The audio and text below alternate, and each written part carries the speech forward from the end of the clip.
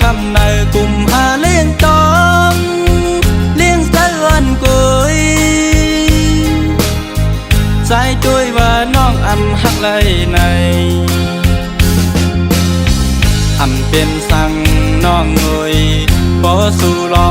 มหาเลิกต่างคนมีเงินใหญ่ก็สายวางควางปั่นน้องนาง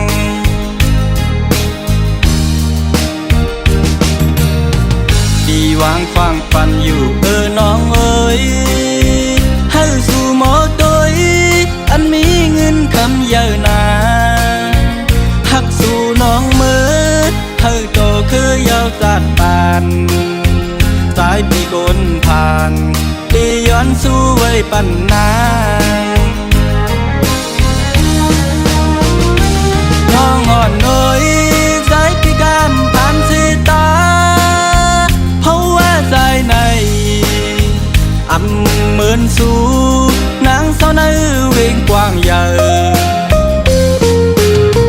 ป่วยมากโอใจอ่อนที่สายในหักกระตอนน้องนางเลยในเสดาก็น้องทำนอนโดยปันเป็นหมอกก่อเป็นหมอกข้างกลางสู่นางหือเตเกตนมตัวก็เปิดมันติดตกแต่งสู่หือล้อมบนตัวหันจัดบ้านอนปีเฮาสู่เขามาเก่าเฮายองไม่ซ้อม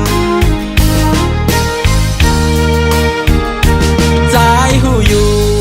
ว่าอำกึ่งสู่น้องนางอำเถิดค้างอยู่เศร้าลอยจอมสู่ใจย้อนปันให้สู่น้องมือสึกยอให้ยอเจอเถิกหญ้าคนมีนาอำเป็นสังคุณตาที่ตายแด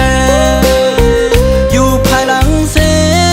นั่งเอาไว้ก็เร็วก็อำปองเนวดเฮาสายวันหลังมีวดสั่ง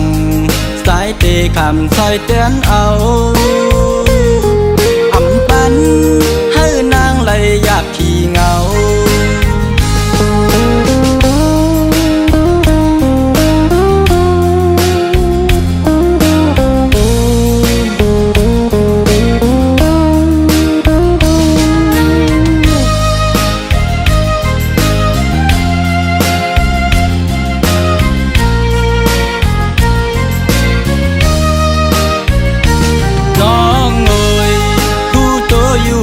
หักใจ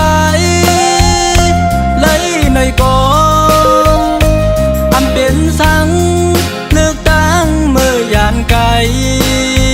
น้องผาดยานสายก็เปิดเงินคำปีเองน้องเดวนถึงขอความอ่อนเหมือนสายในอำไปโฮมหอมอำไปเคยซ้อมก็ปีอำปองเนสั่งผู้โตอยู่ว่าห่างสายคนผ่านในอำหามสีน้องเอ๋ยปล่อยปันนางน้องวงค้างซ้อมก็ไม่นั่งใส่อ่อนนางเลิกต่างคนมีแลอ๋อปล่อยปนางเยานั่งอนางย้อนเส้นทางน้องอันเคยเป็นเฮาสู่น้องทบก็มามีเงินคำใหญ่กำผ่านเหมือนสายอำหักไหลก็ปีย้อนสู่ไว้ปันน้องนางกำผ่านเหมือนสายอำหักไหนก็ปีมีบทอ่อนปานวันลา